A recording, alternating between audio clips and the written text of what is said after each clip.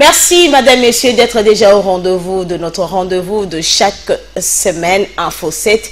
Bienvenue à tous. Nous sommes là pour décortiquer l'actualité de la semaine. Vous le savez très bien, le président de la République, Félix-Antoine Tshisekedi, a regagné la République démocratique du Congo la semaine, mais nous allons également parler de la rentrée parlementaire à la Chambre basse du Parlement, mais également à la Chambre haute du Parlement. Madame, Messieurs, dans votre magazine de la semaine, nous reviendrons sur la situation avec la Commission électorale nationale indépendante, l'organisation des élections, et pour en parler, décortiquer les sujets d'actualité de la semaine, voilà.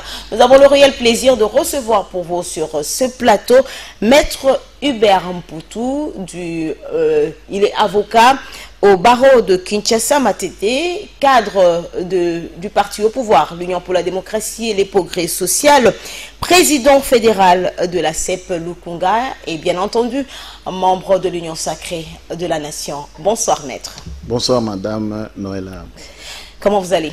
Non, ça va bien, la santé se porte bien et voilà, nous sommes sur votre plateau, sur votre invitation dont nous vous remercions d'avance.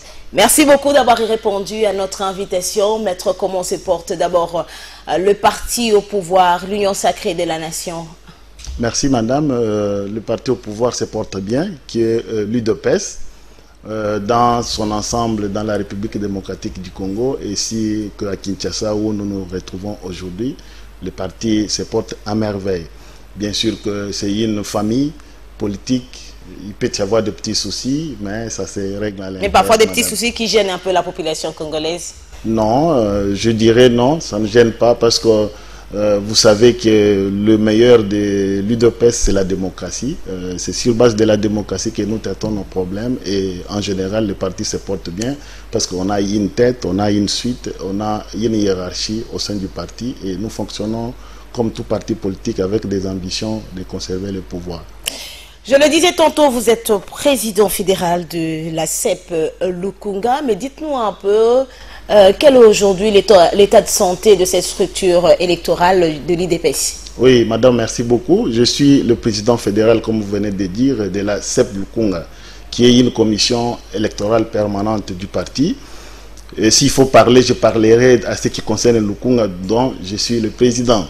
La santé est à merveille. C'est depuis 2021 que nous sommes en train de faire une tournée avec le secrétaire général ou dans votre fédération là, seulement? Dans la fédération. Ah, dans la fédération. Lukunga seulement, oui, avec les 7 communes de Kinshasa? Tout à fait. Okay. Nous avons 18 sections dans cette commune-là où nous sommes en train de sensibiliser la population, de sensibiliser nos membres, donc nos combattantes et combattants sur les échéances électorales, comment rafler la majorité parlementaire. Lors de prochaines élections? Ou bien sûr, madame, sous-entendu, et soutenir le président de la République pour un deuxième mandat avec une majorité parlementaire. C'est ça le travail que la CEP Lukunga, moi, votre humble serviteur, nous sommes en train de faire avec toute mon équipe, qui est le bureau, ainsi que tous les commissaires électoraux de Lukunga. Maître Hubert Mputu, vous le savez quand même, hein, comme en tant que membre du parti au pouvoir, que la tête du président de la CEP est quand même recherchée par plusieurs personnes.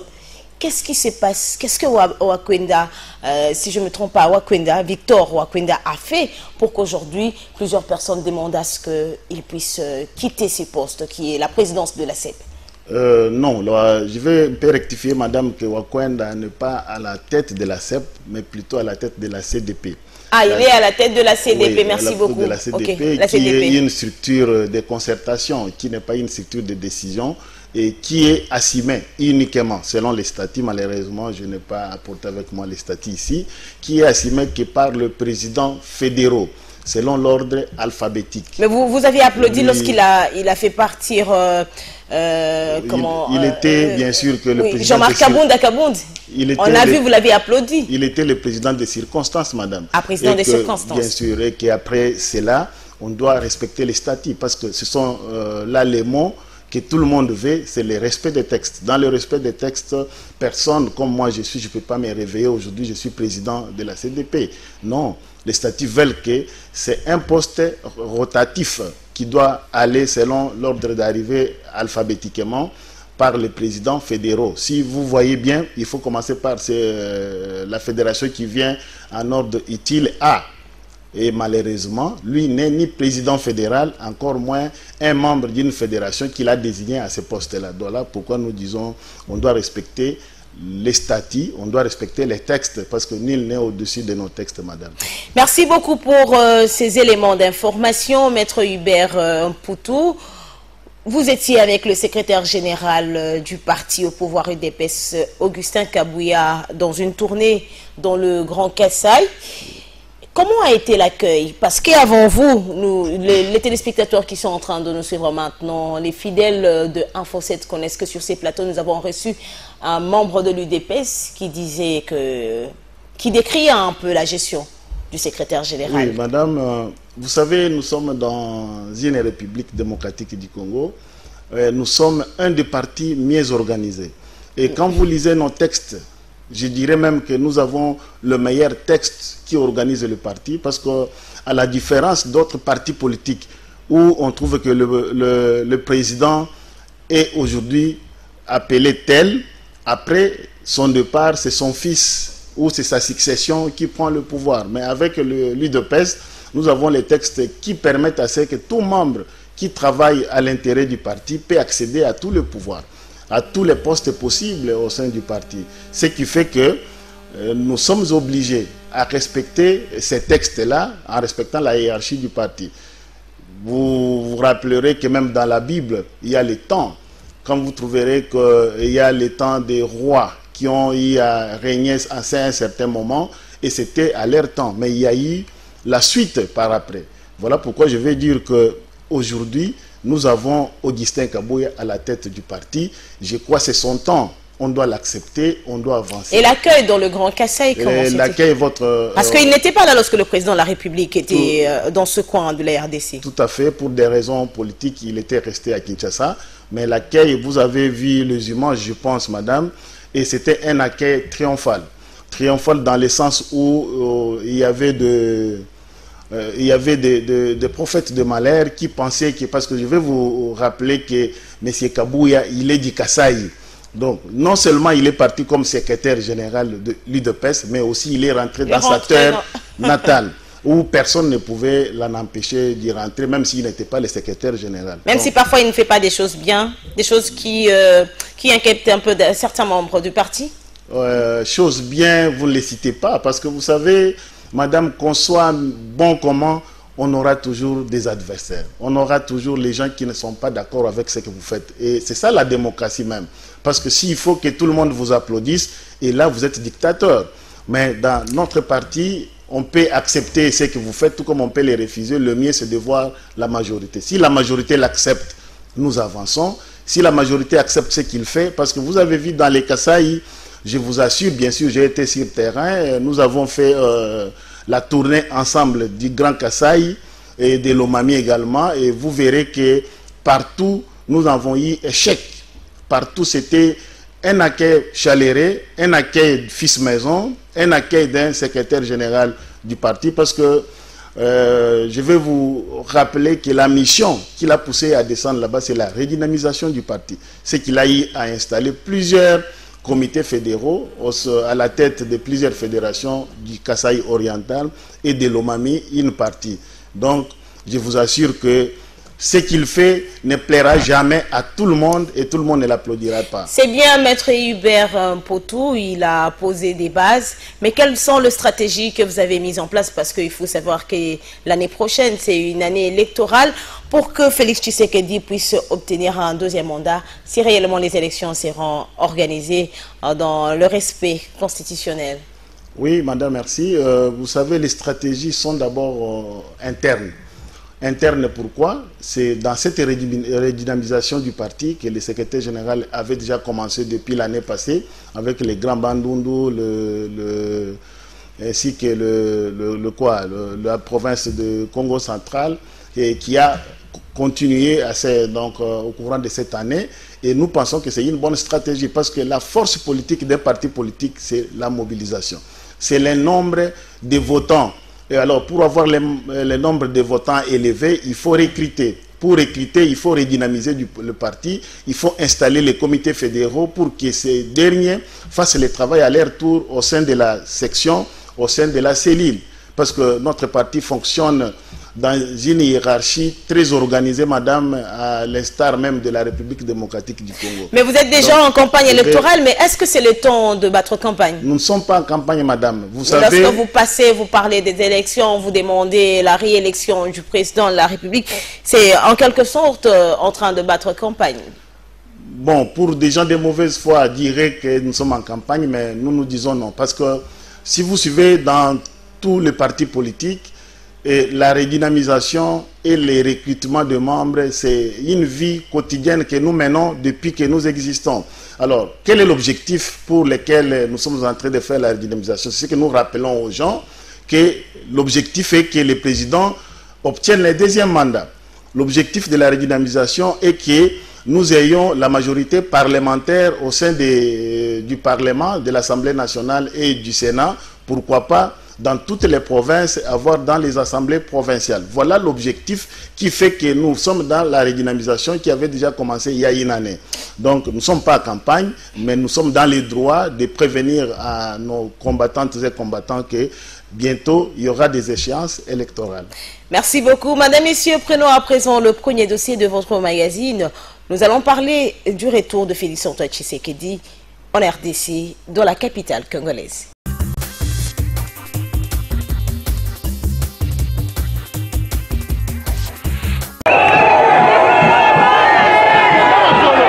Costume rouge léger, tenant la main de la distinguée première dame Denise Nyakeru, le chef de l'État Félix Tshisekedi est sorti de son avion visiblement décontracté et en pleine forme physique.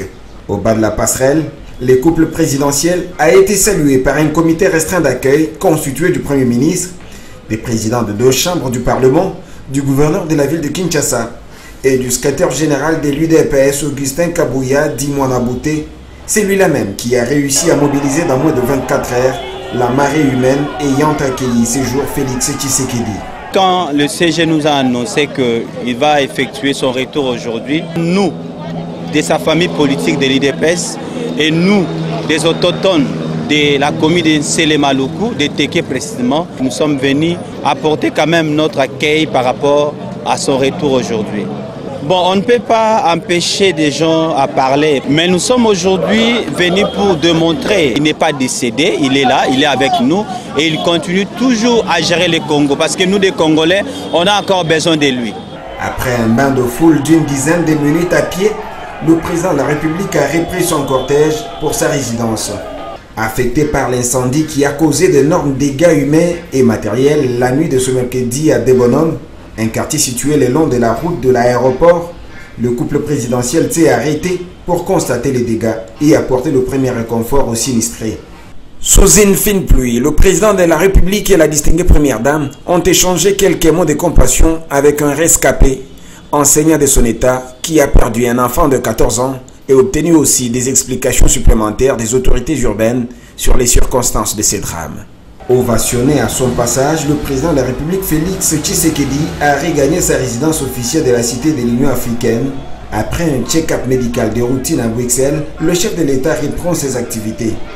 Il va présider, comme à l'accoutumée, ce vendredi 18 mars, la réunion du Conseil des ministres. Troisième point de la communication du président de la République au sujet de la relance du transport fluvial. Rappelons au gouvernement que le transport fluvial présente le double avantage d'être le moins coûteux en termes de coût à la tonne kilométrique, transporté par rapport à d'autres modes de transport, et l'investissement moins coûteux. Le président de la République a chargé les gouvernements à relancer ce mode de transport. Ainsi, le ministre des Transports, voie de communication et de désenclavement, avec le ministre des Finances, ont été instruits à présenter au Conseil un plan de relance y relatif. Les 10 plans devraient être axés notamment sur les unités flottantes à réhabiliter composant le parc existant, mais aussi en profiter pour revaloriser l'industrie locale, entre autres les chantiers navals de la SCTP et de Chanimetal pour la construction des nouvelles unités selon les normes de manière à desservir à la fois les fleuves et ses affluents.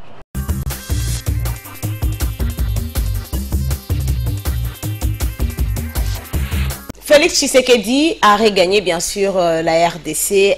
Maître Hubert Poutou, Félix est enfin rentré au pays. Mais lorsqu'il a regagné le pays, il a fait savoir que, je reprends en lingala, c'est que le président a dit « Batuamite mamabe baleki ebele ». Il fait allusion à qui? Merci madame. Le président revient au pays, il revient vivant. Parce que moi et vous connaissons bien sûr qu'à un certain moment, les ennemis du pays, ceux qui se disent opposants en quelque sorte, ont fait circuler des messages faisant état de la mort du président de la République. Nous disons c'est la mauvaise foi. C'est ça, Batuyamite Mamabe. Non, les personnes qui ont véhiculé ces messages. Les gens qui sont mal intentionnés. Madame, nous sommes africains. Au-delà de tout ce que nous avons comme adversité politique ou division d'intérêts, nous devons être humains. Humain, c'est qu'en Afrique, on ne souhaite pas la mort de votre voisin, quel que soit tout ce que vous avez comme difficulté ensemble ou division. Voilà pourquoi il y a quelqu'un qui m'a fait rire sur les réseaux sociaux lorsqu'il la personne dit « Mais en politique, tous les coups sont permis. Hein. » En politique, tous les coups sont permis. C'est peut-être une interprétation mauvaise de la politique. Parce que quand vous définissez la politique elle-même, on ne vous dit pas ce que nous pensons, nous Congolais. La politique, ce n'est pas la mauvaise foi. Je vais vous rappeler, madame, qu'il y a une année, si je ne me trompe pas, le président français, Macron, a été giflé par un partisan. Un Congolais, non, pas un Français, un partisan qui est allé à son accueil, qui l'a giflé publiquement. Et vous avez vu tous les ondes. Et vous avez vu dans tout le monde entier, il y a eu la compassion, non seulement de tous les opposants, dont même, parce que j'ai été très marqué par la réaction de Marine Le Pen, qui est la plus grande opposante de Macron, qui n'a jamais accepté ce genre. Et elle a dit la République a été touchée dans sa colonne vertébrale. Et nous ne devons pas nous taire. Mais comment on peut accepter dans notre pays le premier des Congolais, un citoyen, président de la République, qui est le symbole de la nation et de l'unité nationale, celui qui représente la République démocratique du Congo dans toutes les institutions, vous souhaitez sa mort. Pourquoi pas dans notre lingala on dirait Batuamite Mamabe Baleki Ebele, parce que la toile était affolée dans les gens qui espéraient qu'ils ne reviennent pas, mais en revenant en vie, non seulement nous disons d'abord merci à Dieu pour qu'il l'ait protégé, mais aussi nous disons à Batuamite Mamabe de se convertir parce qu'il y a encore temps. Est-ce que l'UDPS gère bien la RDC? La gestion de la RDC, madame, c'est une gestion des institutions. Nous sommes un parti au pouvoir, bien sûr, et je vous assure que dans la volonté de faire du président de la République, la RDC est bien gérée, parce que vous verrez que sur le plan diplomatique, à ce jour, parce que ça ne se dit pas dans beaucoup de chaînes, d'ailleurs je vous appelle à faire un peu une large diffusion, à la récupération de la République démocratique du Congo de tous ses actifs, à ce qui concerne... Vous parlez du contrat avec Dan Gettler? Tout à fait, également aussi avec ceux qui vont à l'Est, où on a récupéré tous les actifs qui concernent les actifs miniers, pétroliers, ainsi que tout ce qui a été dilapidé. Parce que je vous rappelle également que dans ces pays, rien n'appartenait plus à l'État congolais.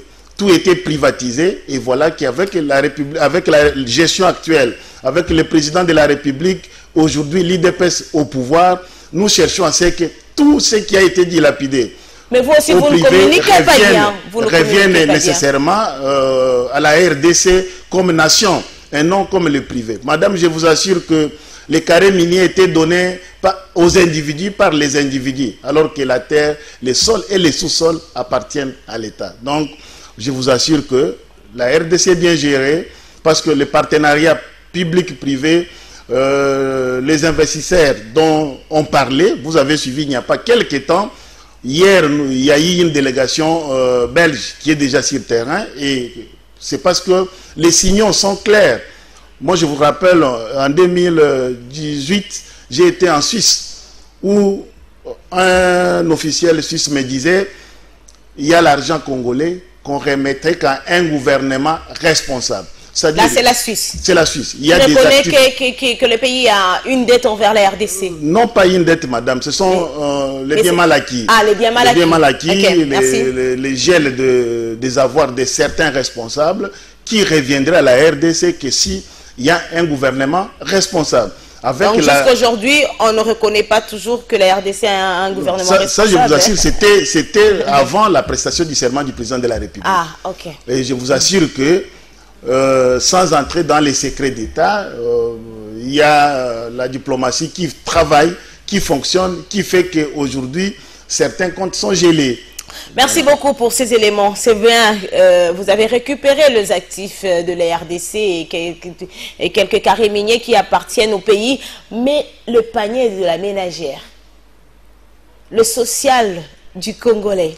Aujourd'hui, on assiste toujours à la hausse des prix sur le marché et cela inquiète la population qui attendrait faire un ouf de soulagement une fois Félix Tshisekedi UDPS qui prend toujours le peuple d'abord au pouvoir. Mais malheureusement, la population commence petit à petit, si je me permets de le dire, de lâcher l'UDPS. Oui, merci madame. Je crois l'analyse du social du peuple congolais a plusieurs volets. Nous ne devons pas le voir seulement dans les volets pris sur le marché. Parce que je vous assure que les sociales commencent aussi à faciliter. Parce que l'État ne va pas distribuer l'argent dans le monde entier. Aucun pays, aucun gouvernement ne distribue pas l'argent dans le foyer. Mais l'État facilite, crée les conditions pour que ceux qui travaillent dans le privé obtiennent de quoi baisser les prix. C'est ce que vous avez vu, le gouvernement a entamé à un certain moment, les facilitations pour les commerçants, des dialogues avec la Chambre des commerces ainsi qu'avec la FEC de la République démocratique du Congo pour voir comment on pourrait baisser le prix des biens de première nécessité. Au-delà de ça, madame. Et ça inquiète la population. Parce qu'il ne fallait pas parler seulement de ces côtés. Je vous assure que le billet d'avion qui, moi je vous assure, pour aller à Goma, j'ai payé 800 $, aller-retour, pour Goma seulement. À un certain moment, nous avons payé 1200 pour prendre les vols de Kinshasa à Beni. Et aujourd'hui, avec 126 $. Mais le ventre, avec 190 $. Parce que le ventre est affamé, comment est-ce qu'on va voyager? Peut-être vous avez cette opportunité, mais les Congolais lambda. Le ventre est affamé, madame. Le ventre n'est pas affamé parce qu'il n'y a pas eu les efforts du gouvernement, mais plutôt parce que le chaos qui a été préparé en amont par ceux qui ont laissé le pouvoir, bien que par la voie pacifique. Ils ont laissé certaines denrées alimentaires à 300 francs et qui reviennent aujourd'hui parfois fois 2 ou voire même 3 fois les prix qui a été laissé. Madame, vous savez, quand on prépare les chaos, on les prépare à tous les fronts. À tous les fronts dans le sens où quand vous y arrivez, même dans votre propre maison, vous trouverez que les portes vous sont fermées, votre propre maison. Qu'est-ce que ça va vous demander? Ça va vous demander de casser la serrure. Ce que nous sommes en train de faire, c'est de casser la serrure qui a été bloquée par celui qui avait la clé de la République démocratique du Congo. Et jusque quand vous allez continuer à casser? Et voilà pourquoi je vous assure que pour casser cette clé-là, ça nous demande d'avoir non seulement la majorité parlementaire, la majorité au sein des assemblées provinciales, ainsi que le deuxième mandat pour le président de la République, enfin de pouvoir faire ce travail qui permettra aux Congolais de sourire effectivement. Parce que nous n'avons pas... Est-ce que là, ce sont des excuses que vous présentez déjà aux Congolais lorsque vous dites que c'est pourquoi nous sommes en train de demander le deuxième mandat? Donc vous voulez que les Congolais attendent les paniers de la ménagère au deuxième mandat? Le besoin n'est pas de faire sourire les Congolais le matin et le soir les laisser pleurer. Parce qu'il faut pérenniser ce que nous sommes en train de faire. C'est ça la volonté de ce gouvernement qui est en place. La volonté du président de la République n'est pas de jeter aujourd'hui un pain à 100 francs et après son départ, le pain revient à 1000 francs. Non. Le besoin est que s'il y a baisse de prix et qu'il y a des actions qui sont palpables, que ces actions soient non seulement présentes, mais aussi à venir. Que ce soit les actions qui permettront au peuple congolais de vivre non seulement joyeusement aujourd'hui, mais aussi pour plusieurs années. Voilà le travail qui est en train d'être fait, madame, par le gouvernement qui est en place, ainsi que par le président de la République. L'UDPS soutient, parce que quand vous parlez de développement, vous parlez de l'aménageur du peuple congolais, je vous rappelle aussi qu'il y a eu hier les lancements de la présentation plutôt aux élus provinciaux, aux élus nationaux du programme des 145 territoires. Et c'est le développement à la base. Donc, je vous assure que les projets sont diversifiés. Réaliste? Les projets sont diversifiés, madame. Est-ce un projet réaliste? Effectivement. Un projet réaliste parce que le fonctionnement de la République démocratique du Congo n'est pas seulement Kinshasa. Parce que nous avons vu tous les gouvernements qui se sont succédés dans ces pays penser que la RDC c'était Kinshasa. Mais avec le gouvernement actuel, on veut que le développement revienne de la base. Non seulement de la base, avec ce développement des 145 territoires, mais aussi il y aura des routes, dans ces mêmes projets, des routes de dessert agricole, ainsi que qui permettront à ce que ce qui est cultivé au sein de des territoires soit ramené dans des villes pour permettre à ce que le peuple vive normalement. Nous ne manquons pas, madame, parce que j'ai toujours dit ça, nous ne manquons pas de quoi manger. Il y a des biens de première nécessité qui pourrissent dans des provinces, faute de routes. Mais nous pensons que ça devrait être la priorité pour le régime Tshisekedi, au lieu de mettre de l'argent dans ce projet 100 jours, qui aujourd'hui, les Congolais se posent la question de savoir où sont les résultats des 100 jours. Dans les 100 jours, madame, les 100 jours concernaient aussi les projets de routes de dessert agricole. Dans les Kasaï, dans le Bandundu également, et aussi, vous verrez à l'Équateur. Mais ce qui s'est passé, vous savez, il y a eu le procès que vous avez suivi, vous tous, et également, nous avons vu les gens de mauvaise foi qui ont tout fait pour que les projets ne réussissent pas. Mais la justice s'en est mêlée, et vous connaissez la suite de ce dossier, madame. Madame, Monsieur, prenons à présent le deuxième dossier de votre rétrospective. On se retrouve juste après pour un débat.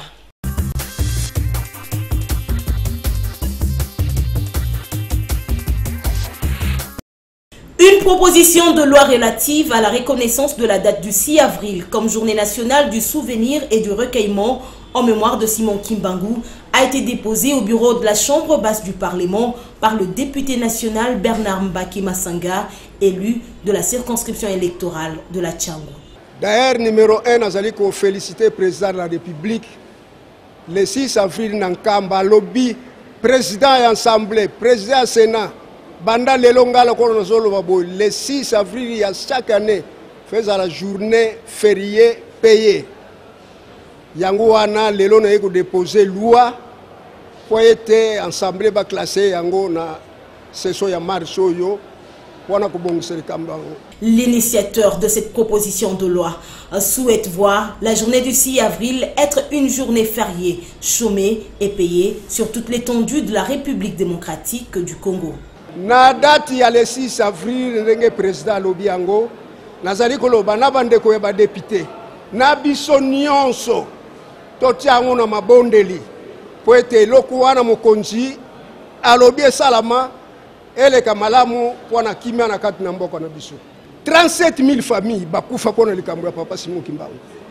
Vraiment banda ye moko papa Simon Kimbangu ya kolanda bafamille wana banyokoma mpona libération ya mboka oyo. Yango wana journée wana lokola président de la République. D'ailleurs nazongozongisaka merci na président de la République à reconnaître que date wana ezala chômé, férié, payé. Dans cette proposition de loi, le député national Bernard Mbaki rappelle que le mercredi 6 avril 1921 à Nkamba, dans la province du Congo central, un Congolais, Simon Kimbangu, répondant à l'appel du Christ, envoyé du Christ et investi d'une mission de libérer son peuple. Vous avez suivi il y a quelques temps d'abord une bannière au niveau de Maluku qui s'est incendiée à cause du trafic du carburant. Et dernièrement, on a perdu des vies humaines et d'énormes maisons avec l'incendie qui s'est passé à Limité Démonome. D'ailleurs, on félicite, on encourage le président de la République convalescent, mais il est passé quand même, c'est requéri de cela. Et nous, le Parlement, nous, députés, nous ne pouvons pas rester calmes sur ces sujets. Étant contrôleurs du gouvernement, nous voulons interroger le ministre qui est en charge de l'hydrocarbure, c'est lui qui est appelé à encadrer ce secteur. Comment ce genre d'événement arrive, que fait-il? Il doit s'expliquer et il doit venir informer le Parlement, au travers, disons, le Parlement, l'opinion publique. Et c'est cela notre action de tout à l'heure, avec une question d'actualité adressée au ministre de l'Hydrocarbure. Parce qu'on ne peut pas continuer à avoir des vies en perte humaine, des personnes qui doivent mourir, des dégâts de partout. On a perdu beaucoup de maisons, on a perdu des installations, des dépôts. Et à cause de cet événement qui devait être régulé, on pouvait bien l'empêcher. Je vous ai dit ici tout à l'heure que le balnière s'est incendié au niveau de Maluku. Et il y a plusieurs cas. Et même au niveau de Limité, il y a eu cet incendie quelques années. Donc on ne va pas continuer à supporter ce genre de choses. C'est comme ça que nous questionnons. Nous voulons savoir en question d'actualité auprès du ministre de l'Hydrocarbure.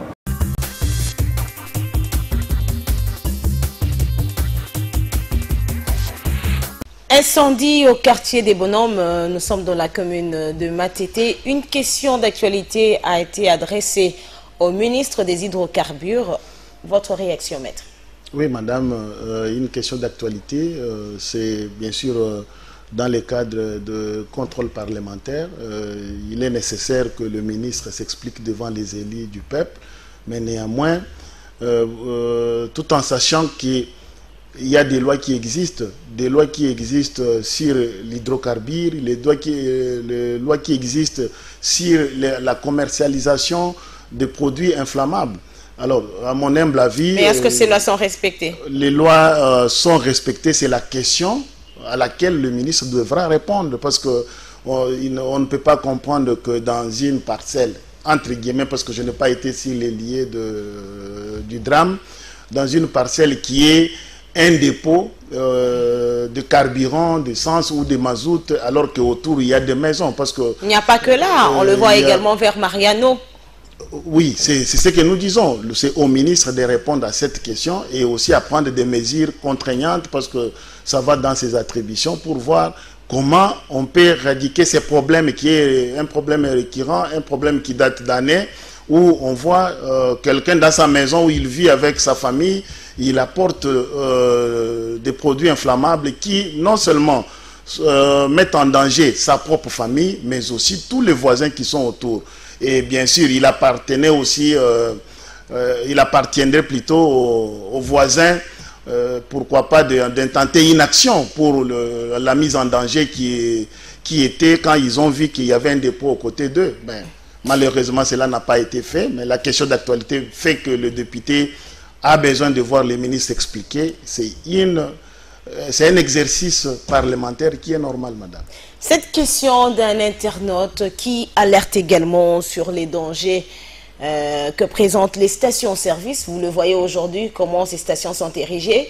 On ne respecte pas les normes environnementales. Est-ce que vous êtes conscient, quand je dis vous, ça c'est une question des internautes parce que quelqu'un le disait, c'est comme l'UDPS lorsque vous étiez dans l'opposition. Tout ce qu'il y avait de mal, c'était le parti au pouvoir, le PPRD avec le Front commun pour le Congo. Et aujourd'hui, c'est ce qui se passe aussi avec vous. Est-ce que vous êtes conscient du danger que présentent ces stations-service? Merci, madame. Vous savez, il y a à un certain moment, on dit, c'est dans une chanson de certains parlementaires ou de certains membres de l'UDPS qui disaient « Bakomesana ». Bakomesana, c'est dans quoi? Ce que je vais dire, ce n'est pas dans l'essence figurée de ces mots, mais c'est de comprendre que nous sommes les premiers partis dans notre pays qui a pris le pouvoir par la voie pacifique.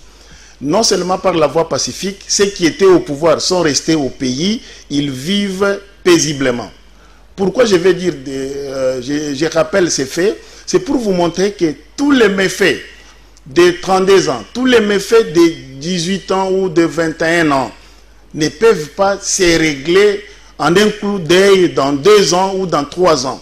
Voilà pourquoi quand on dit bah, comment ça dit, il faut du temps pour permettre à ce que chaque chose, parce que madame, il faut être, permettez les termes, ce n'est pas dans mes habitudes, il faut être fou pour penser que dans 3 ans, on peut tout changer dans la République démocratique du Congo.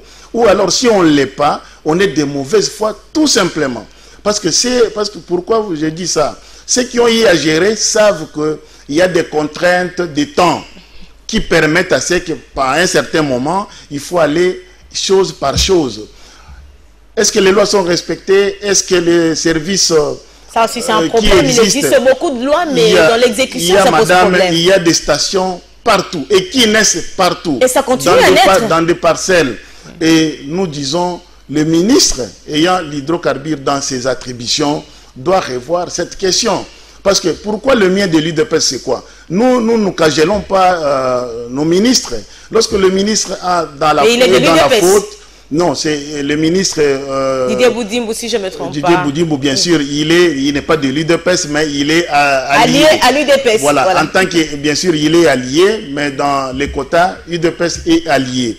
Alors, nous disons, le ministre pourra revoir, parce qu'il va donner les instructions. Ce n'est pas au ministre de le faire.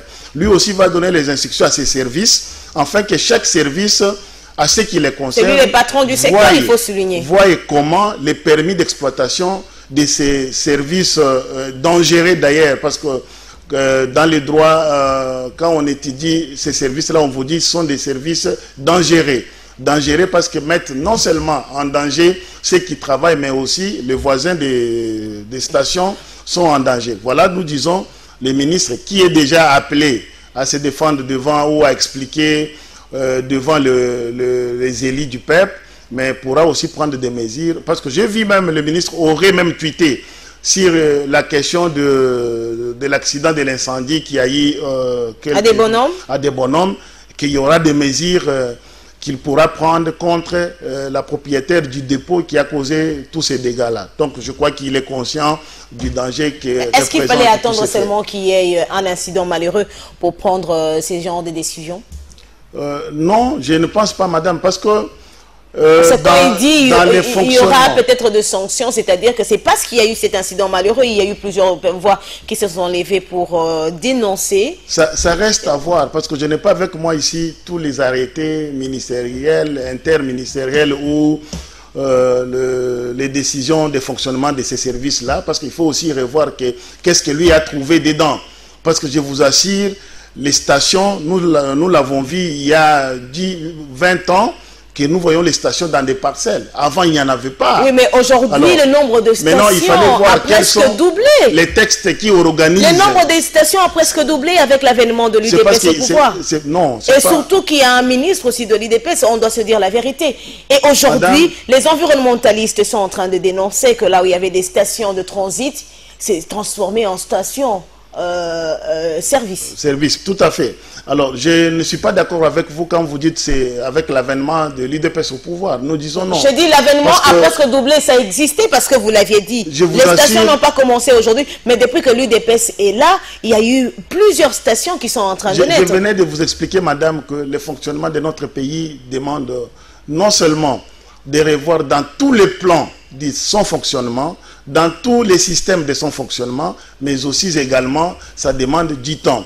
L'avènement de l'UDPS, la multiplication des services, je ne suis pas d'accord avec vous, parce que c'est lui qui a reçu un permis d'exploitation en 2018, peut l'exploiter en 2020, parce qu'il est dans son droit. Mais ça reste maintenant à revoir, est-ce que tous les permis qui ont été donnés ont respecté les conditions, parce qu'il y a la distance que la loi oblige entre les services et les habitations. C'est à ce moment-là qu'il faut revoir, est-ce que toutes ces conditions d'exercice de ces services-là ont été respectées. Alors, je voudrais toutefois rappeler que depuis l'accession au pouvoir de l'UDPS, les services dont vous êtes en train de faire allusion n'ont pas été permis de fonctionner avec les services de l'UDPS, mais bien sûr avec les gouvernements.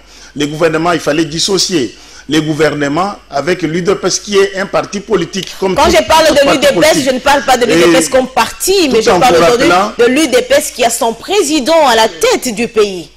Madame, lisez la Constitution, vous verrez que c'est lui qui gère Donc, il a eu l'identité, Félix Tshisekedi, qui est membre de l'UDPS. C'est le parti qui l'a porté à la magistrature suprême. Je crois que vous avez suivi un jour le président de la Cour constitutionnelle dire ce que je voudrais dire ici, que parfois les gens ne lisent pas les textes de notre pays. Quand vous lisez la Constitution, le pouvoir est donné au Premier ministre, le pouvoir de gestion du gouvernement. Le président est le garant des bons fonctionnements des institutions. Alors c'est pour vous dire que aucun ministre n'a besoin d'obtenir l'autorisation du président de la République pour donner un permis d'exploitation d'un service. Non, on doit quand même se reconnaître que tous sont en train d'agir dans la vision du président de la République. La vision du président de la République, c'est le peuple d'abord. Oui, mais le peuple d'abord, lorsque nous voyons ces situations-là, dans le peuple d'abord, permettez madame, dans le peuple d'abord, il y a le Premier ministre qui a l'action du gouvernement. Donc, quand vous parlez du président de la République, il faut dissocier en lisant les textes. Que disent nos textes par rapport au fonctionnement du pays? Nous avons un président qui n'est pas dictateur, parce que c'est là où il y a une confusion. Lorsqu'il y a un dictateur à la tête du pays, et tous les services dépendent de lui. Mais notre président que nous avons, son Excellence Félix Antoine Tshisekedi, il n'est pas dictateur, il est démocrate. Ce qui fait qu'il laisse effectivement chaque département, chaque ministre plutôt, répondre de son département. Voilà, vous voyez que quand il y a une question d'actualité, on s'adresse au ministre concerné dans son département. Donc il serait, pour moi, de vouloir peut-être jeter l'opprobre au président de la République qui réellement, il donne une vision qui est dirigée par le Premier ministre, le chef du gouvernement et chaque ministre dans son département. Voilà, je veux vous dire que l'existence des stations-service n'est nullement liée à la présidence, encore moins au Premier ministre, mais chaque ministre. Mais aujourd'hui, il y a des personnes, les propriétaires pour la plupart, on cite pratiquement les membres de la présidence de la République. C'est juste par mauvaise foi, madame, parce que on doit passer si vous aviez parfois les proches du président. Si vous aviez les textes qui, aujourd'hui, vous n'avez aucune preuve pour dire cela, et il y a déjà des mauvaises foi, c'est comme je suis venu ici. Certains m'appelleraient un membre de la présidence, parce que je suis de l'UDPS. Et je crois que c'est une interprétation très mauvaise. Il faut dissocier les institutions, la présidence de la République, qui est une institution à part, et la primature, le gouvernement en soi, et tous les fonctionnements du pays n'a aucune demande à faire à l'UDPS avant d'exécuter une mission ou une demande d'un exploitant pétrolier. Donc je vais vous assurer que nous sommes un parti au pouvoir, nous veillons sur l'action du gouvernement, nous soutenons l'action du gouvernement et nous soutenons les actions du président de la République. Certains observateurs estiment que vous êtes en train de vous partager des gâteaux. Bon, je crois que si... Au lieu d'être dans cette vision, le peuple vous avez une mémoire, madame, qui est un peu très souple, vous verrez qu'en 2021 et en 2020 et 2021, nous avons été sur la rue pour non seulement exprimer notre mécontentement sur la gestion de certains services par les ministres, mais aussi pour réclamer à ce que les changements dont on a voulu, parce que à un certain moment, nous étions dans une coalition que vous connaissez bien. Vous connaissez tout ce qui s'est passé dans cette coalition. Et nous avons été les premiers partis à dénoncer et les premiers partis à dire non, nous voulons les changements pour les peuples congolais. Parce que, je veux pour terminer, madame, nous sommes dans un pays, dans une démocratie où les gens comprennent mal. Parce que si vous êtes au gouvernement et que vous êtes dans un service public de l'État, vous avez les seuls objets de faire, c'est de chercher les biens du peuple congolais. Mais malheureusement, contrairement à d'autres pays où l'action du gouvernement est peut-être de 30 ans, de 50 ans, tout gouvernement qui vient se réfère à ces programmes-là en fait de continuer, mais chez nous, c'est le contraire. Vous verrez que quelqu'un dans un service public, mais il agit contre le même service parce qu'il a des intérêts politiques à protéger. Le député national Bernard Mbaki a déposé une proposition de loi au bureau de la Chambre basse, de la Chambre basse du Parlement. Il souhaite à ce que la date du 6 avril soit une date chômée et payée. Votre réaction à chaud? Oui, madame, c'est une activité parlementaire. C'est un député qui est dans l'exercice de ses fonctions, qui dépose bien sûr que, parce que chaque député est coté par ses électeurs.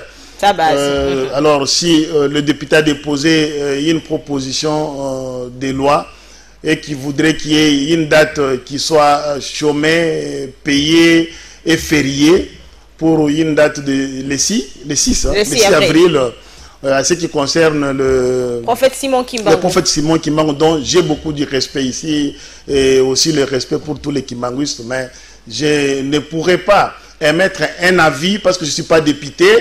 Nous allons attendre, madame, au sein mais de cette assemblée-là. est-ce que c'est vraiment important que cette journée soit une journée chômée payée? Il a même rappelé que le président de la République l'avait dit. Hein. Vous savez, madame, à ce point, à ce moment où il a déjà déposé la proposition de loi, notre avis n'a point de sens. Dans le sens où il n'y a que l'Assemblée nationale qui pourra décider de l'inscription, n'est-ce pas, dans son calendrier de cette proposition de loi, et aussi de voir éventuellement ses collègues députés apporter leur avis s'il faut. Est-ce que c'est opportun? Est-ce que c'est vraiment nécessaire pour la République et c'est à l'intérêt du peuple? Oui, mais vous êtes dans ce peuple, vous êtes aussi là, vous pouvez aussi donner votre point de vue. Dans le peuple, là oui, est-ce que le 6 avril doit désormais être une journée chômée payée? C'est ce que j'ai dit, madame. Que mon point de vue, je me tiendrai à ce que mes élus pourront décider là-dessus. Parce que je crois que certains d'entre eux vont recourir à nous pour avoir notre avis. Et là, c'est dans l'exercice de leur fonction de savoir que disent mes électeurs. Est-ce que c'est opportun? Est-ce que c'est utile? Est-ce que c'est à l'intérêt du peuple congolais? Et on verra la suite. Madame, Messieurs, prenons à présent le troisième dossier. Ce dossier qui va nous permettre de parler de la rentrée parlementaire, la session de mars.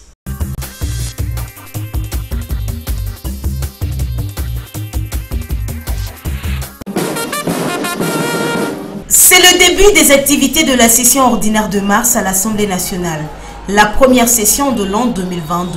Avant tout, le président de cette institution a circonscrit le contexte qui caractérise la dite session. La présente session s'ouvre dans un contexte sécuritaire, politique, diplomatique, économique, sanitaire, social et environnemental particulier. Sur le plan sécuritaire, l'Est de la République démocratique du Congo est toujours en proie à un activiste de groupes armés nationaux et étrangers, dont le groupe terroriste des ADF, les M23 et autres, qui continuent à semer la mort et à se livrer à de graves violations des droits humains. Je ne peux passer sous silence d'autres actes d'insécurité signalés dans les provinces du Sud Kivu et de Tanganyika, ainsi que quelques actes isolés de criminalité et de banditisme dans certaines grandes villes de notre pays.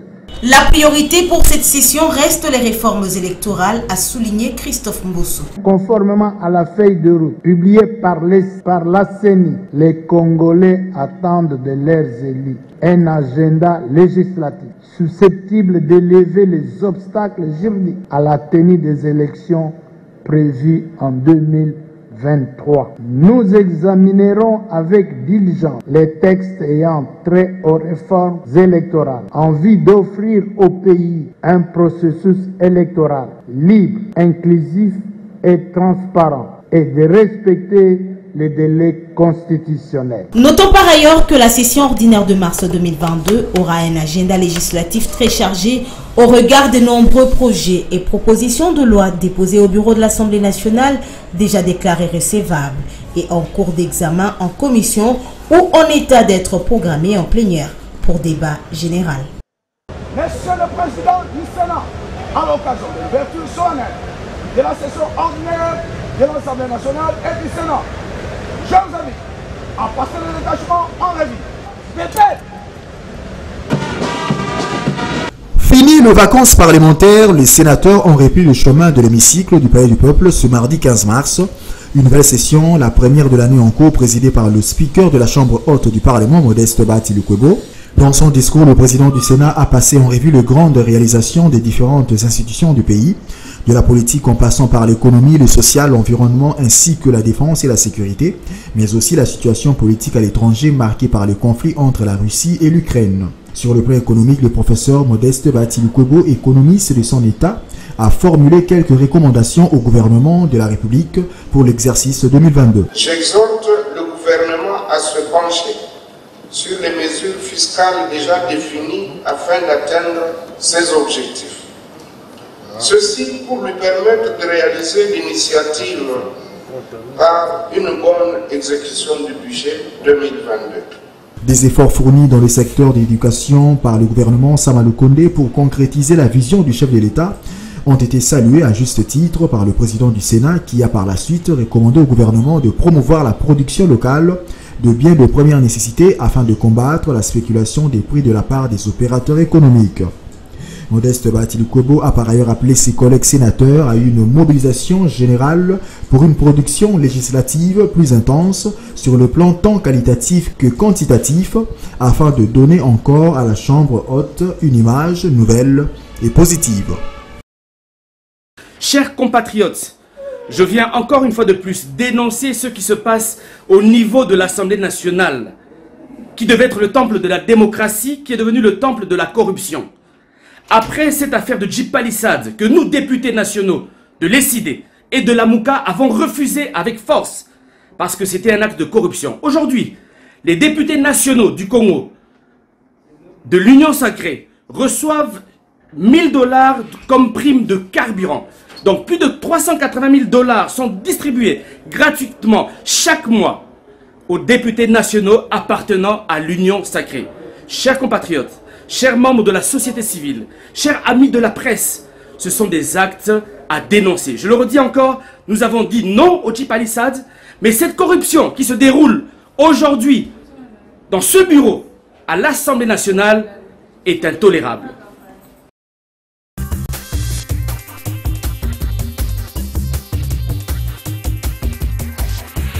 Maître Hubert, vous êtes de l'Union Sacrée de la Nation. Vous avez remis des palissades aux députés. Et c'est quoi encore cette histoire-là de 1000 $ de carburant? Oui, merci madame. Je vais toutefois rectifier. Je ne suis pas de l'Union Sacrée avant tout. Je suis d'abord de l'IDPES. L'Union Sacrée, c'est une vision du chef de l'État, comme le secrétaire général. On retrouve en premier plan d'abord les membres de l'UDPS. C'est une vision du président de la République et nous sommes dans cette vision-là parce que tout le monde soutient la vision du président de la République qui est dans l'Union Sacrée. Parce que l'Union Sacrée n'a pas une hiérarchie. Vous êtes cadre de l'Union Sacrée, oui ou non? N'a pas un organigramme, mais néanmoins, moi, je reste membre de l'UDPS. Toutefois, répondant à votre question, je crois que la question de véhicule, c'est une question qui a été déjà traitée et qui, à mon humble avis, expirée. 1000 $ de carburant. 1000 $ de carburant, je crois que c'est sans fondement, madame. Parce que vous savez... Donc chaque élu, 1000 $ de carburant, l'argent qui provient de l'Union Sacrée de la Nation. C'est un fait non prouvé. Un fait non prouvé. C'est un député qui est en train de dénoncer ça. Mais bien sûr, tout député n'a pas le monopole de la vérité. Parce qu'on ne peut pas dire parce qu'on est député qu'on détient la vérité. Tout ce qui sort de sa bouche, c'est une parole d'évangile, madame. Nous disons, il a parlé, c'est un point de vue, parce qu'il se réclame de l'ESID déjà. Vous comprendrez déjà que de là, aucune déclaration vraie ne peut venir. Parce qu'il est dit sans preuve. Si j'étais lui, et que je devais avoir des preuves, je me ferais peut-être aussi remettre afin d'avoir cette preuve-là. Mais il dénonce un fait qui, à mon humble avis, n'a pas de fondement, n'a pas de preuves, parce que s'il faut se poser la question, comment vivent les députés, comment fonctionnent les députés, madame, dans toutes les institutions, si cela s'avérait vrai, dans toutes les institutions, dans tous les fonctionnements, moi je suis avocat, en dehors de ça, je suis aussi... président de la CEP, je suis membre de l'UDPS et j'ai des services que je rends aussi aux gens dans l'exercice de mes fonctions d'avocat et je ne vois pas qu'on me remette un transport, qu'on me remette un carburant comme je suis ici chez vous. Dès ma sortie d'ici, vous dites, bon, vous êtes déplacé, prenez carburant et je vais dire, non, vous m'avez corrompu. Alors là, je ne sais pas de quelle interprétation, on doit faire de la corruption. Qu'est-ce qu'est la corruption, madame? Quand est-ce qu'on corrompt un officiel? C'est lorsque on lui remet quelque chose en échange d'un service non mérité. À ce moment-là, on appellerait corruption. Est-ce les parlementaires, les députés sont appelés à voter les lois? Nous disons oui. Alors, à quoi bon les corrompre? On les corromprait pour quelles raisons?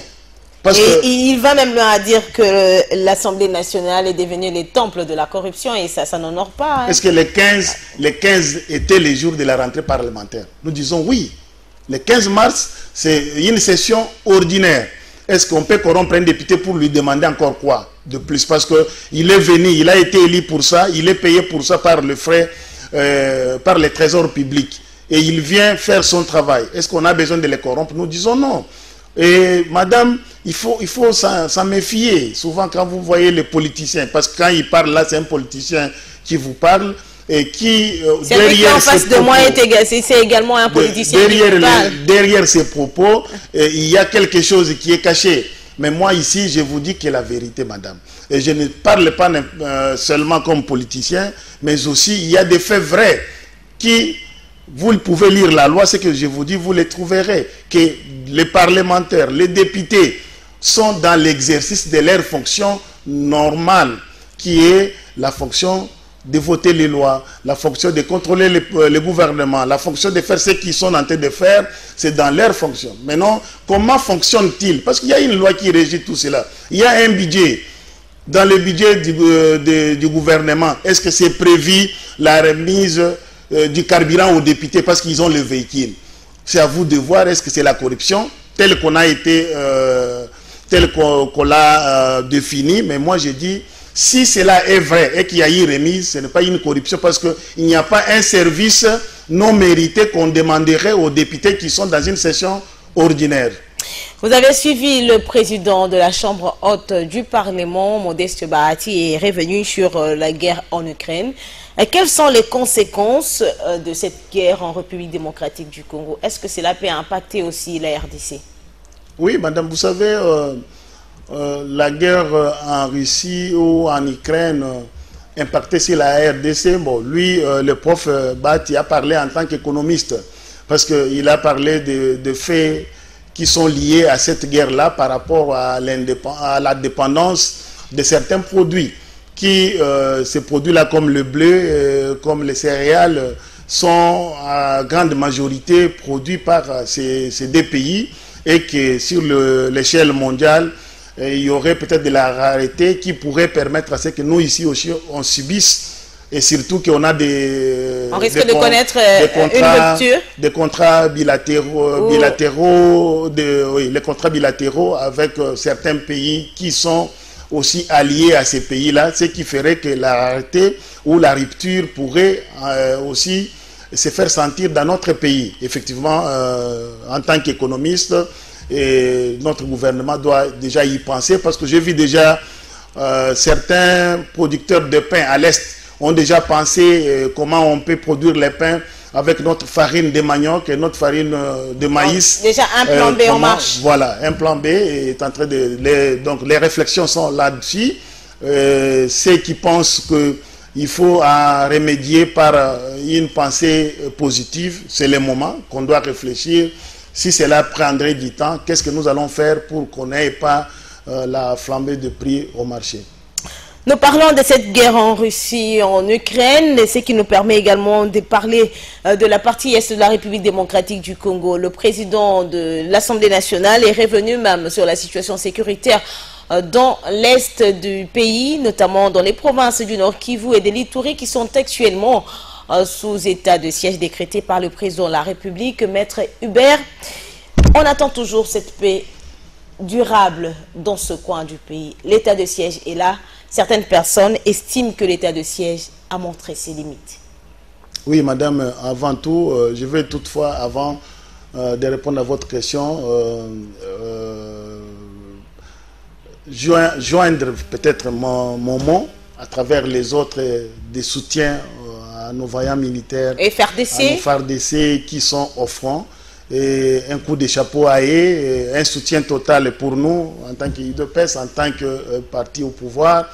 nous soutenons sérieusement cet état de siège. État de siège, ses limites, madame, je dirais non. Parce que, vous savez, dans une démocratie, les avis sont toujours partagés. Vous n'avez pas peut-être été à l'Est, je suppose. J'ai été à Goma, de passage, je crois, de passage, je pense. Mais moi, j'ai au moins une cartographie de l'Est. Je connais bien le Nord, tout comme le Sud Kivu, ainsi que l'Itour également. J'ai travaillé là-bas comme avocat et je maîtrise bien le coin. Et je vous assure, madame, que montrer ses limites, non. L'état de siège a permis à la diversification de certaines actions qui ne pourraient pas avoir lié ni tété l'état de siège. Bien sûr, même ceux qui sont sur les liés, penser à réorganiser l'état de siège par d'autres mécanismes et non ses limites, donc comme vous êtes en train de les déclarer, dans le sens où, à ce qui concerne les observateurs, pensent que sur le plan judiciaire, il fallait peut-être remettre certaines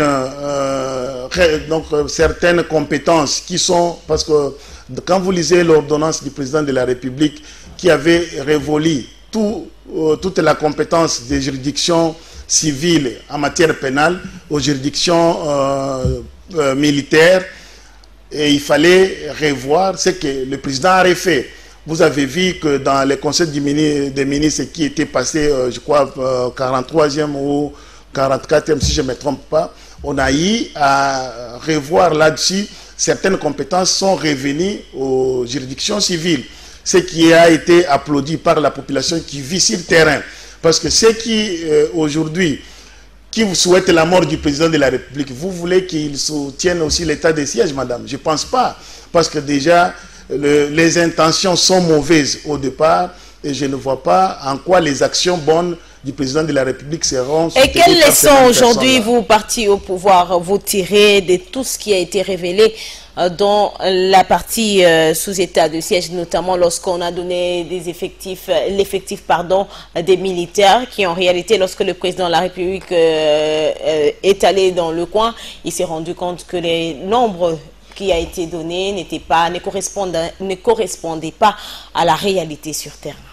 Oui, madame Noëlla, je vais vous assurer, peut-être vous surprendre que là, il s'agit des questions sécuritaires. Il s'agit là des questions d'État qui ne peuvent pas se traiter sur le plateau et dont je me réserve là-dessus parce qu'il ne m'appartient pas à moi de traiter la question militaire parce que ça a des conséquences néfastes, madame. Et néanmoins, pour nous, nous pensons que toute action que le président de la République pose à l'intérêt de la paix, nous devons soutenir. Parce que le peuple, dans son ensemble, le peuple congolais veut la paix, le peuple de l'Est mérite la paix et nous devons faire tout. Chacun là où il est, parce que ceux qui soutiennent les terroristes, ceux qui soutiennent les ADF ne sont pas nécessairement innocents. Mais parce qu'ils sont là, nous devons soutenir à ce que chacun, là où il est, puisse dénoncer. Parce que la paix concerne tout le monde. J'en connais quelque chose. Parce que les gens croient que pour qu'il y ait la paix, il faut seulement les militaires et la police. Non, et les services de sécurité. La paix concerne tout le monde. La population doit travailler en synergie avec les services de l'État. Et le rapport mapping, on n'en parle presque plus. Le rapport mapping, vous avez suivi qu'il fallait une justice transitionnelle. Et je crois que le gouvernement est en train d'y travailler. Le président en a répondu dans l'interview qu'il a eu quelque part. C'est un travail, madame, qui demande du temps, qui demande effectivement qu'il y ait un peu de choses qui soient bien faites pour éviter tout ce que nous avons connu dans les temps. Donc, le rapport mapping est sur la table des services, des autorités, afin de voir quelles réponses pourraient donner pour créer la paix, parce qu'on ne peut pas vouloir la paix et à la fois faire le contraire. Nous devons travailler ensemble afin que cette paix-là, non seulement soit pour aujourd'hui, mais soit durable. C'est ça la volonté du président de la République. Madame, Messieurs, place à présent au dernier dossier de notre rendez-vous de la semaine.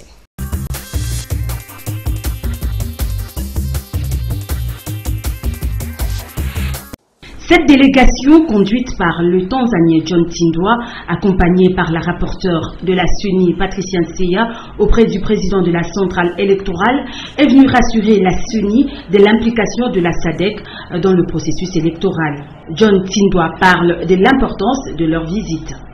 The laws are the same, that you are following a first past the post. Alors, nous sommes ici dans notre mission concerne faire l'évaluation des anciennes élections et aussi poser les jalons pour les nouvelles élections. Alors parmi les points qui nous concernent, nous parlons de la dimension genre, nous avons parlé du problème de l'inclusion des jeunes dans les partis politiques. Nous avons également parlé du problème du financement des partis politiques. Si on fait, on finance, le financement va se passer, va provenir du secteur public ou du secteur privé. Est-ce que vous avez ce genre de financement? C'est un peu en grosso modo ce dont nous avons parlé dans cette réunion avec le président de la CENI.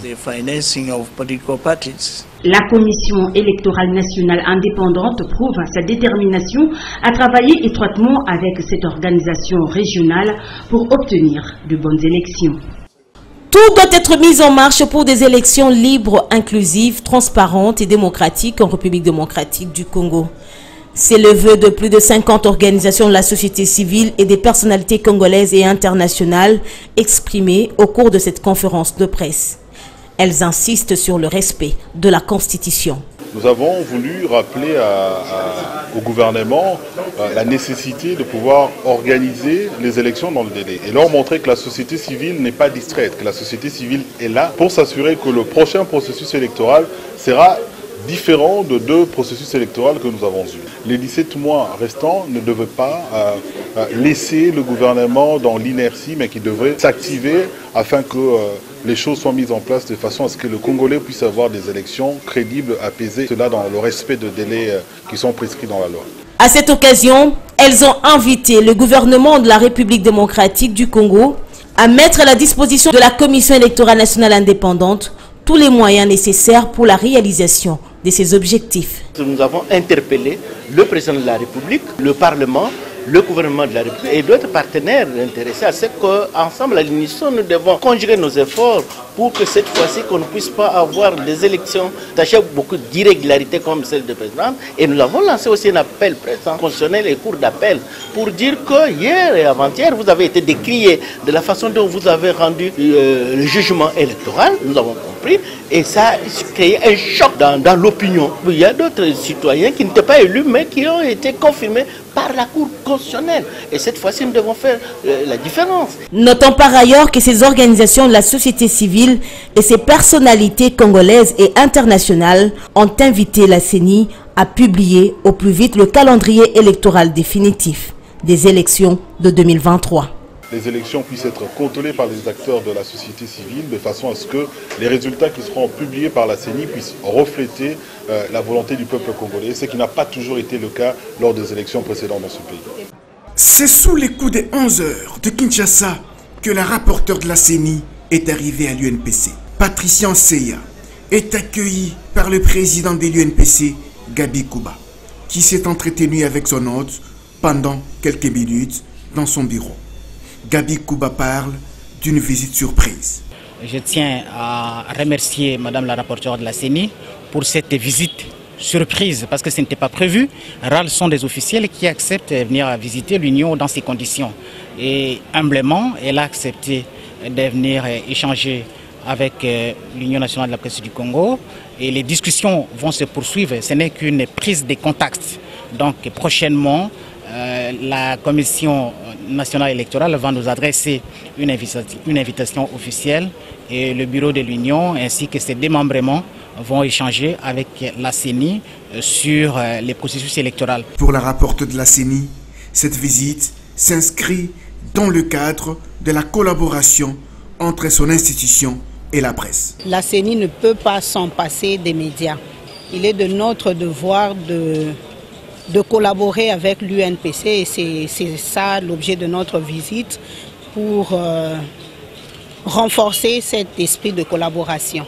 Sur place, Gabi Kouba a remis à Patricien Seya un mémo reprenant les domaines de collaboration entre la CENI et l'UNPC. Nous avons présenté dans notre petit mémo les besoins de la formation pour les professionnels des médias qui doivent accompagner les processus électoraux, les problèmes des fake news à travers des médias ou tout comme à travers les réseaux sociaux. Qu'est-ce qu'il faut faire?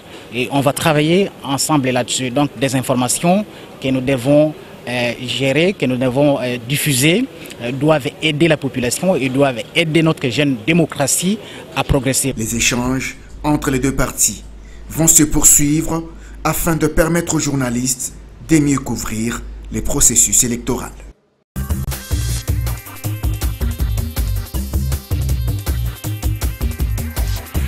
Maître Hubert Mpoutou, qu'est-ce qui se passe? On vous accuse de vouloir réviser la constitution du pays. Oui, madame, on nous Vous avez quand même suivi cela, non?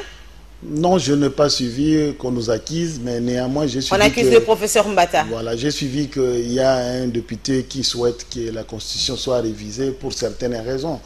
Et la révision de la constitution, elle est prévue par elle-même la constitution. Quand vous lisez la constitution, madame, vous trouverez que cette révision est possible. Alors je ne vois pas en quoi on va accuser UDPS, encore moins parler mal d'un député qui est dans l'exercice de ses fonctions. Mais est-ce que c'est le moment, alors que le pays est dans une fièvre presque électorale, parce que l'année prochaine c'est déjà... Je peux dire, madame, que c'est le moment parce que l'opportunité de la révision constitutionnelle appartient bien sûr à une catégorie ou à un groupe. Si je ne me trompe pas les nombres, il faudra à peu près que la population signe une pétition qui sollicite à ce que la Constitution soit révisée pour certains articles. Mais néanmoins, n'oubliez pas qu'il y a des articles qui sont verrouillés. Il y a aussi également la Constitution elle-même qui prévoit que certains articles peuvent faire l'objet d'une révision constitutionnelle.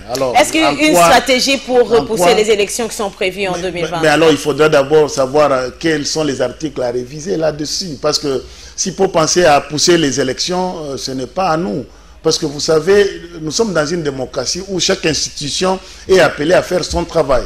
Et ce travail-là des parlementaires, nous ne pouvons pas les résumer à UDPS, encore moins au président de la République. Mais surtout que c'est un député UDPS, on parle d'un député UDPS, voilà pourquoi ça inquiète. Un député UDPS a moins de pouvoir que les autres députés, madame, je ne crois pas.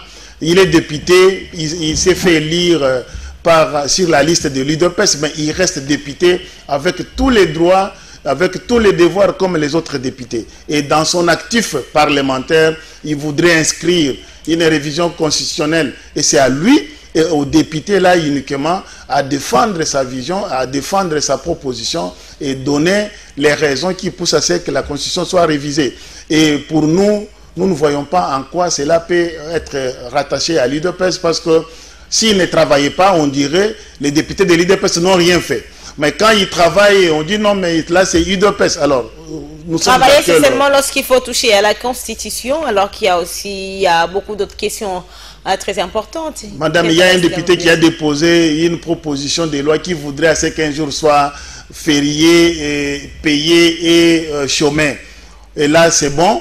Mais quand c'est un député de l'UDPS qui demande la révision constitutionnelle pour des raisons justifiées dont il présente au bureau, et c'est au bureau de voir effectivement si les raisons sont fondées, qu'il y a opportunité, je crois, on l'inscrit. C'est aux députés d'en discuter, d'en faire débat et voir réellement si cela va à l'intérêt de la population. Je vous assure que, madame, depuis 2018, la population a réclamé la révision constitutionnelle. Vous vous rappelez avec tout ce que nous avons vu dans ces pays où il y a des questions qui sont traitées pour l'intérêt d'un individu ou pour l'intérêt d'un groupe d'individus, alors que la loi doit être impersonnelle. Je crois que la révision constitutionnelle ne peut énerver personne qui est de bonne foi dans ces pays. Aujourd'hui, le candidat malheureux du Front commun pour le Congo est sorti de son silence. Emmanuel Chahari veut des élections, pour ne pas dire, exige des élections en 2023, mais sans l'actuel bureau de la Commission électorale nationale indépendante. Est-ce possible? Madame, vous savez déjà, par là, vous comprendrez que les gens ne veulent pas les élections. ne veulent pas les élections, ils cherchent le dialogue. Et nous pensons que ce n'est pas le moment. Parce que et vous n'êtes pas favorable, l'UDPS n'est pas favorable au dialogue? Nous ne pouvons pas être favorable au dialogue parce que nous sommes un parti démocrate. Nous sommes un parti qui a milité vraiment dans ces pays pour la démocratie. La démocratie veut que le cycle électoral soit tenu conformément à la Constitution. Parce qu'à ce jour, madame parlait du changement du bureau de la commission électorale. C'est revenir à la case de départ. C'est revenir à la case de départ et c'est revenir au schéma qu'on a déploré dans ces pays. À chaque fois, il faut passer au dialogue, au partage au cadeau, au gâteau. Voilà, au partage au gâteau où les gens pensent que le chômage, parce qu'ils étaient habitués à dilapider les trésors publics et que le chômage, ils n'arrivent plus à s'y porter, il fallait créer des situations qui appelleraient à un dialogue. Et après ce dialogue-là, on aura la place à se taper au sein du gouvernement. Nous disons non. Nous savons aujourd'hui que le bureau... Nous sommes dans un schéma ou dans une route non-retour. Nous devons aller aux élections. Aujourd'hui, nous savons tous que le bureau Kadima n'aimait pas d'accord toutes les parties prenantes au processus électoral. Comment est-ce que vous allez, si l'UDPS déjà ne veut pas du dialogue, quel mécanisme allez-vous utiliser pour mettre tout le monde d'accord pour qu'il y ait des élections libres, crédibles et transparentes telles que souhaitées par plus de 50 organisations de la société civile, non seulement les organisations nationales, mais aussi internationales? Oui, merci madame. La jurisprudence renseigne que dans ces pays, il n'y a jamais eu un bureau de la CENI ou de la CI qui a mis tout le monde d'accord. Rappelez-vous, en 2006, nous avons eu le bureau Malou Malou.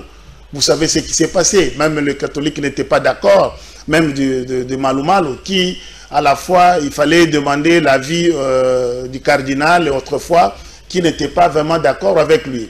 Et nous sommes allés, il y a eu des contestations et des contestations, mais il y a eu élection dans ce pays.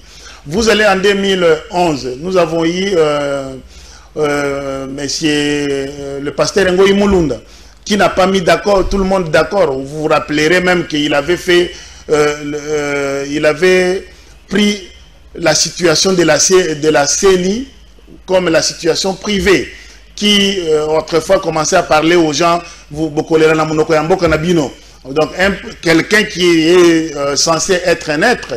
Et nous avons eu 2018, vous avez vu Meskenanga, personne n'a été d'accord, il y a eu toujours des contestations. Et parmi les contestations, vous étiez parmi. Et je crois que l'UDPS était aussi dans le lot. Non, l'UDPS n'était pas pour la machine à voter. Mais à un certain moment, on a dit, machine ou machine, nous allons aux élections. Mais est-ce qu'on peut dire aujourd'hui que vous êtes rattrapé par vos stratégies? Parce que il y a 2 fois, vous n'étiez pas d'accord et aujourd'hui, les autres ne sont pas d'accord. Et vous pensez faire les forcings, comme vous l'avez dit du temps de Joseph Kabila? Malheureusement, madame, vous savez, dans les temps passés, il n'y avait pas la démocratie. Il y avait, toute situation devait être décidée par une seule personne. Et aujourd'hui, ce sont les institutions qui fonctionnent. Parce que je veux vous assurer que le bureau de la CENI aujourd'hui, c'est un bureau dont le président provient de quoi? Des églises. Des églises, selon vous, mais selon l'avocat, c'est un bureau Tshisekedi. Un bureau Tshisekedi, c'est une accusation qui voudrait que celui qui allègue le fait apporte la preuve. Alors, quand on dit bureau Tshisekedi, c'est justement ces gens-là qui ne veulent pas que le pays aille aux élections. Parce que s'il faut aller aux élections, madame, il faut s'y préparer. Mais les gens là, vous avez vu, depuis 2018, depuis qu'il y a eu en 2019 la prestation des serments du président de la République, aucun parti politique n'a préparé les élections. Mais l'UDPS, dès le départ, savait qu'il y aura élection. Nous avons commencé à travailler.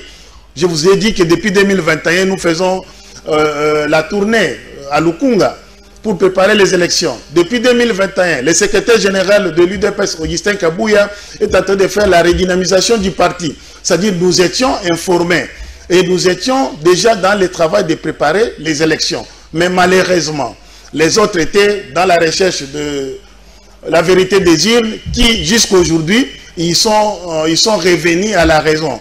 Et les autres étaient en train de chercher de revenir au pouvoir par d'autres manœuvres que les élections, ce qui fait qu'aucun parti n'a préparé les élections. Certains membres du Front commun pour le Congo aujourd'hui valident la thèse de la candidature de Joseph Kabila Kabange lors de prochaines élections, donc en 2023.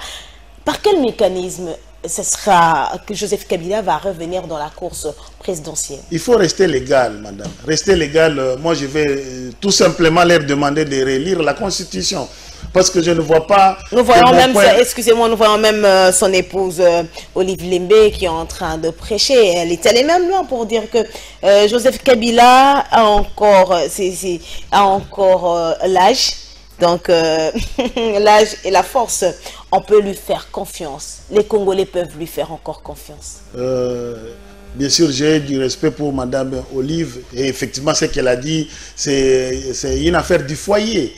Vous voulez qu'ils vous disent que son mari a vieilli? Même vous, si vous vous mariez à un homme qui semble être votre papa, vous n'avez pas dit parle de la confiance. Alors, la confiance, la vieillesse ou l'âge, je crois que ça ne cadre pas avec la Constitution. Il n'y a que la Constitution qui peut donner un point de vue qui soit légal. Parce que les élections, madame, non seulement que les élections sont politiques, mais sont aussi légales. Légales pourquoi? Parce qu'il y a une loi électorale. Légal pourquoi? Parce qu'il y a une constitution qui prévoit le nombre de mandats, où moi je ne vais pas m'en tenir à la lecture, où il faut demander à certains, parce que si vous vous rappelez... Joseph Kabila fait peur? Non, ne fait peur à personne. Joseph Kabila lui-même, si je ne me trompe pas, quand on l'avait posé la question de savoir s'il pourrait se représenter par une journaliste, je crois, de France 24, qu'est-ce qu'il avait dit? Donner une copie de la Constitution à ma petite sœur. Donc, c'est la même copie de la Constitution qui existe jusqu'à ce jour, madame, qui ne pourrait pas changer ce que lui-même connaît qu'à ce moment-là, ses mandats sont terminés, il ne pouvait plus revenir. Alors, je ne vois pas, on va s'éterniser sur cette question parce que c'est un sénateur à vie.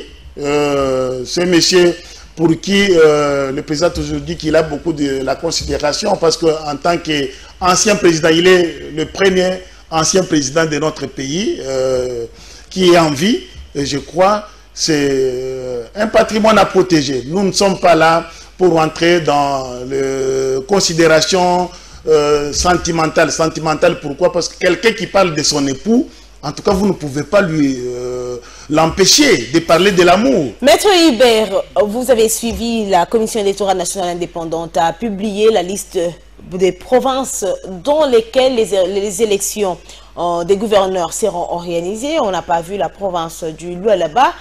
Richard Mouyej a enfin regagné la RDC, tête haute. Pourquoi le Lualaba alors que Richard Mouyej, ça fait un bon temps, c'est Fifi Masuka qui assume l'intérim, mais le Lualaba ne se retrouve pas sur la liste, vous êtes juriste. Oui, madame, si vous avez suivi le vice-premier ministre, ministre de l'Intérieur, Maître Daniel Asselo. Maître Daniel Asselo avait dit qu'il n'y avait pas d'intérim, parce que Fifi Masuka est vice-gouverneur.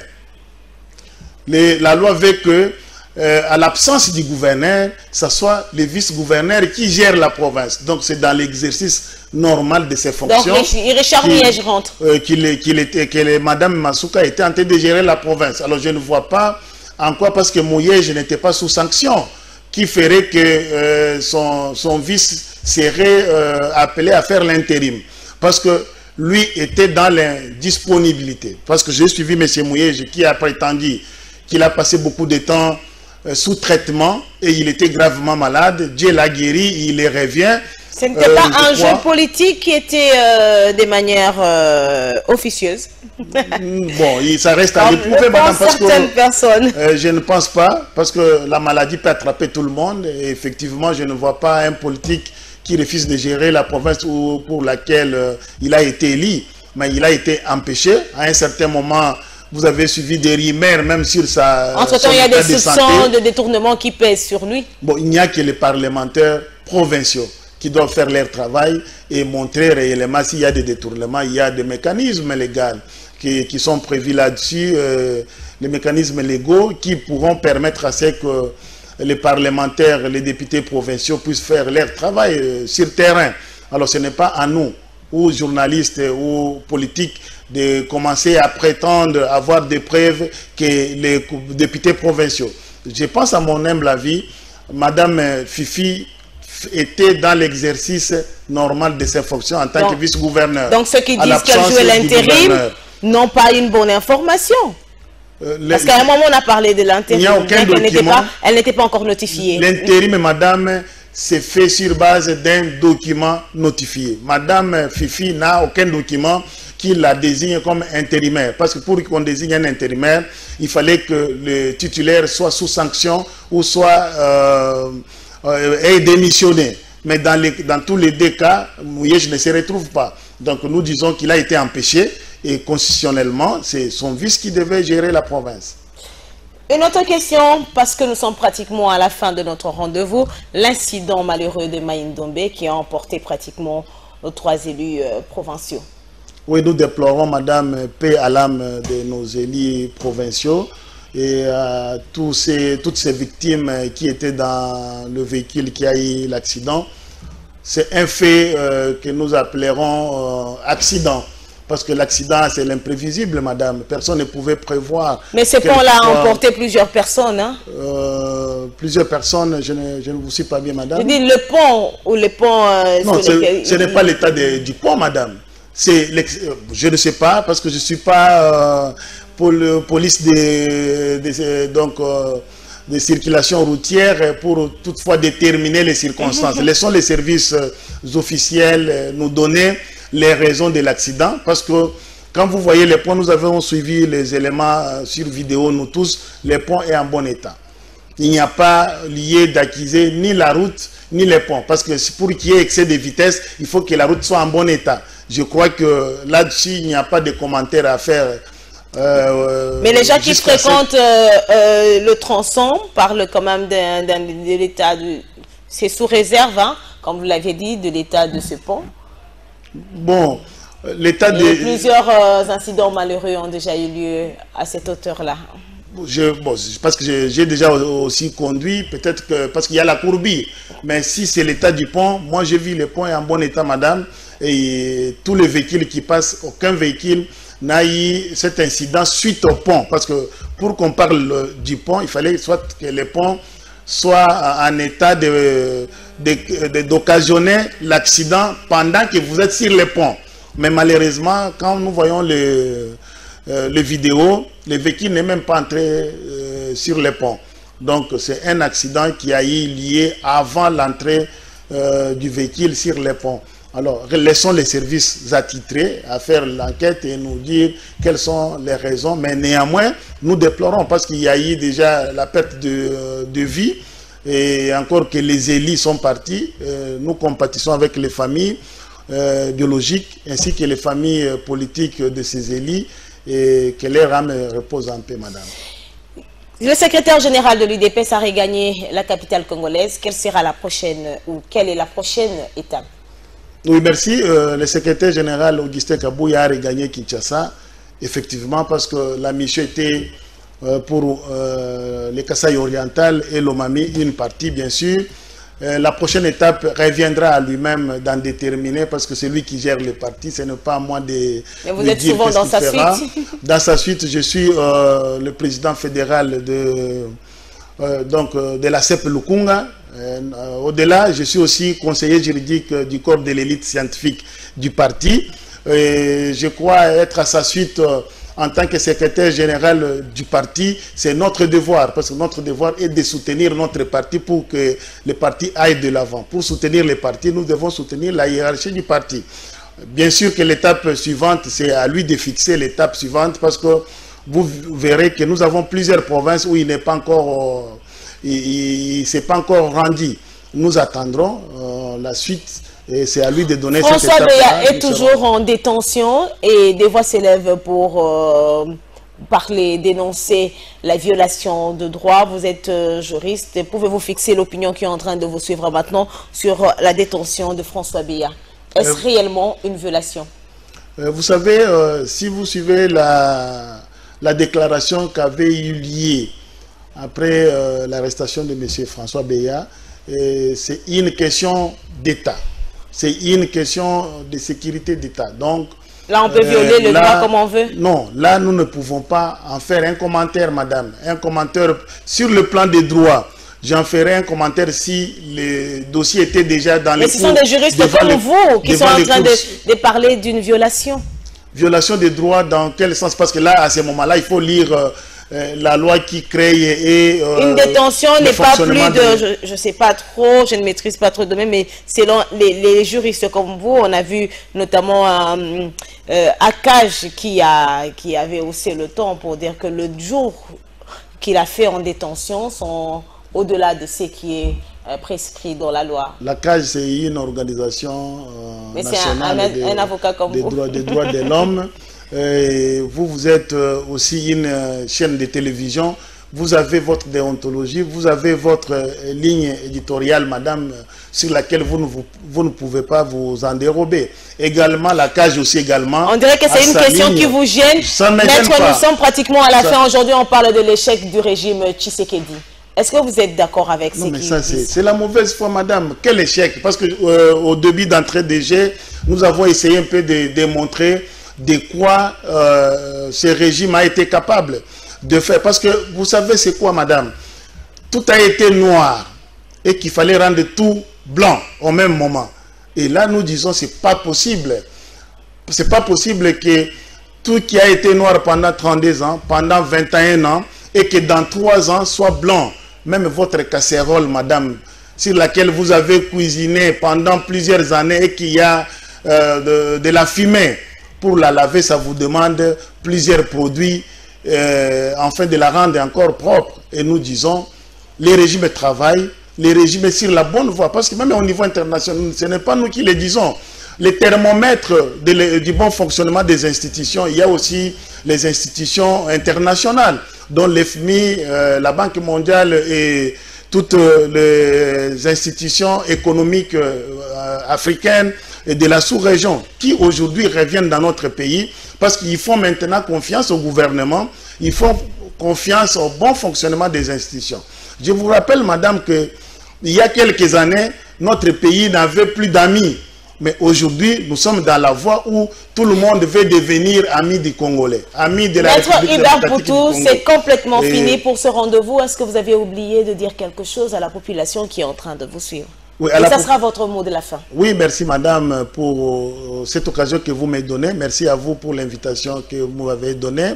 Et puis, je voudrais dire un mot, c'est en tant que président de la CEP Lukunga, nous appelons à notre population, aux combattantes et combattants, à mobiliser la population, à faire comprendre la population, non seulement d'abord pour soutenir les programmes du gouvernement sur les projets des 145 territoires qui, depuis hier, on a demandé aux élus provinciaux de s'en approprier. Nous aussi, nous appelons à notre population de savoir que le développement ne viendra qu'à la base. Alors, c'est un projet qui, depuis des décennies dans notre pays, n'a jamais eu lieu et nous devons les soutenir afin que ça aboutisse. Et également, appeler la population à faire confiance à notre gouvernement et aussi au président de la République qui, dans ses actions, sont toujours dirigés vers l'intérêt du peuple congolais. Et c'est ce que nous recherchons en tant qu'UDPS, l'intérêt du peuple congolais. Et cet intérêt-là ne viendra que si nous tous, main dans la main, nous soutenons l'action du gouvernement et le président de la République. Pourquoi pas lui donner en 2023 le deuxième mandat et cette fois-là avec la majorité parlementaire, non seulement au niveau national, mais dans des assemblées provinciales, madame.